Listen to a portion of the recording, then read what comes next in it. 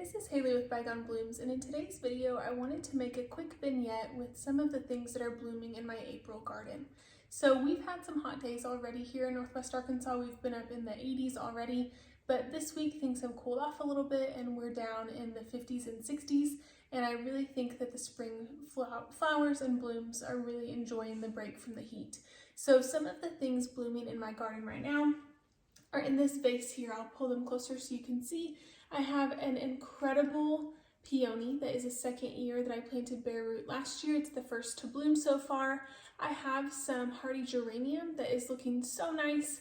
I have some white columbine, and then for foliage I have some hosta stems that were about to try to bloom. They were getting a little bit longer, and then I also have this here is a native perennial bee balm or monarda. So that one is looking really nice too. It doesn't have blooms yet, but the leaves are looking really, really nice. I was looking at some other monarda and I saw online that it's supposed to get about 2 feet tall, maybe 12 inches tall. Mine is looking really nice so far. It's probably 18 inches at least already without the bloom spikes, just the leaves. So I have 3 vases here. And I might switch out the vase for and try some different options for my actual arrangement. But the first thing that I wanted to mention was the harvest time for each of these things as I'm working with them.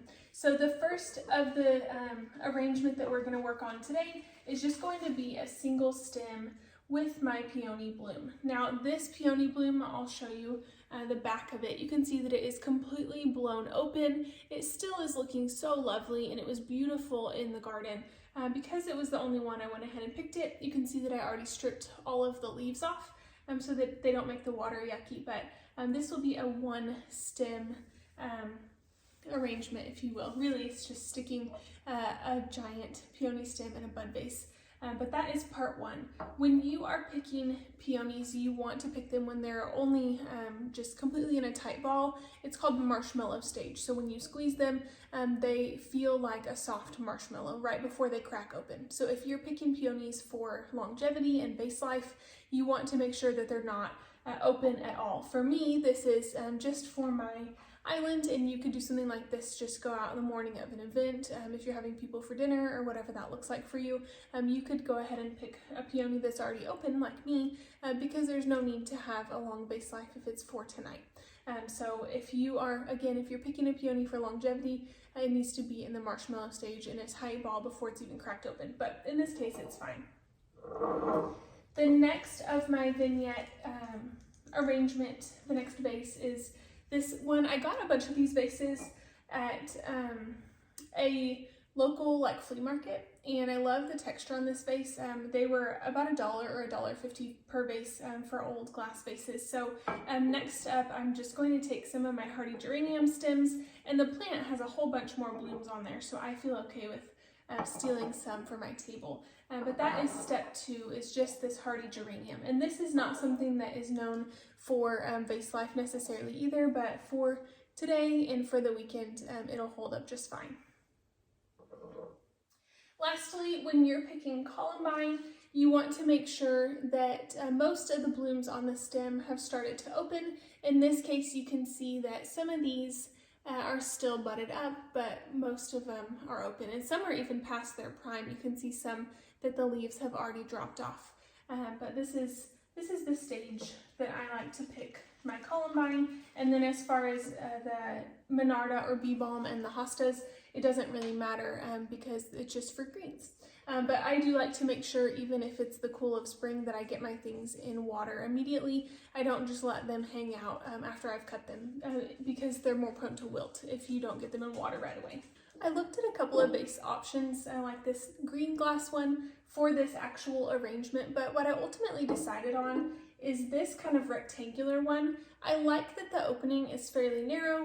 I like the shape of it, but mostly I'm hoping to play with different movement and draping in these arrangements. So whereas these first 2 are fairly upright, I wanted to give this third arrangement an opportunity to kind of gracefully drape and flow so that it looks more natural and organic rather than kind of stuffy and upright and tight. So what I'm going to do is go ahead and stick some of my foliage in first. I have these hostas. I only had 2 that were kind of at this point of sending up bloom spikes. So these are what would have been the blooms, and I liked how they were growing kind of tall. You can see that the hostas almost reached the bottom. I guess they reached the bottom of the vase, and this will be nice to just kind of drape the neck of the arrangement with some greens. I have my snips here so that I can work on cutting. And next up, I want to just take some of my longer, more full stems of my Columbine and kind of see what I'm thinking, see what I feel about the height. I like to kind of work in odd numbers and I kind of go every other. So I want to make sure that my arrangements are balanced, but not too matchy-matchy.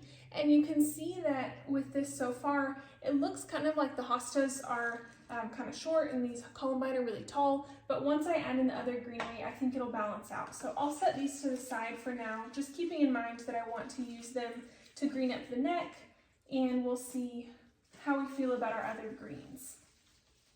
I'm planning on doing 3 clumps of my Columbine, so I'll stick in some of this bee balm, and if you can see in here, I'm just putting the bee balm kind of in between the stems of Columbine to use that as support for my bee balm so that it's not just floppy. You could also use like chicken wire or something like that, but in this case I think just interlacing my stems will give me enough support for the look I'm going for. Oh, we lost a bloom. You can see that I'm kind of taking turns alternating, one on each side. I'll cut these down a little bit so that they're not so tall. And my pruners really need to be sharpened, so it's ideal if you're able to make just a really quick cut. And I'm working on the front and the back. And because this is a casual arrangement, it's not going to be like super full, and I'm okay with that. This is just an early spring arrangement for my table. It doesn't have to be fancy, and I kind of like the negative space that this arrangement has. I'm going to put this bunch, you could see that the first Columbine I had were long stems, and then I cut a couple that were, it's 4 stems, but it does the work of 1 stem, right? So working with my odd numbers, I have 1 on each side, kind of mimicking each other. You can see that this side's a little bit higher, and then I wanted to put some in the middle, and instead of doing just individual blooms, I'm using them kind of as their own bunch to go ahead and add bulk to that part of the arrangement. And I have some of my Columbine leaves as well. There's just 1 here that I can tuck in. Okay, and I'm going to go back in and add my hostas. You can see that they're just kind of nesting on the framework of branches that I already have. And there you have it. I think what I might do is go out and get a couple more Columbine leaves so that I have more bulk at the front of my arrangement. But you can see that this is equally beautiful from the front and back. There's not necessarily a front to it. I might trim down this branch a little bit. It's a little tricky with all the branches tucked in around here. Let's see what this looks like if I trim it down and put it a little more upright. I like that better. I can leave the other one a little bit more drapey. All right, I went out to the garden and harvested a couple more things. One of them is just 1 more stem of this hosta, and then I also grabbed 2 more sprigs of Columbine leaves. So remember, I tucked in some leaves in the front here, and I just want to mimic that. Again, I really like working with odd numbers. I dug around and found another hosta so that we're working with odd numbers with that. Again, there was just 2 hostas, and I did not like how that seemed kind of out of balance. So now I've got 3 stems of hosta, and I'm just looking at spots that look a little bare or like they could use a little bit more foliage, tucking some more in, using this Columbine, and I'll tuck a little in the middle here. And that way it looks nice and full all the way around. I'll kind of nestle this so that it's even, it's not kind of pointed toward one direction. And here is the back of the arrangement, which really is also works as the front. And here is what was the front originally. just from how I was working on it. So I'll take some clips so you can see these up close, but here you have my spring vignette that was just super quick and easy, has different texture and color, and really is bringing a smile to my face on this cool April morning.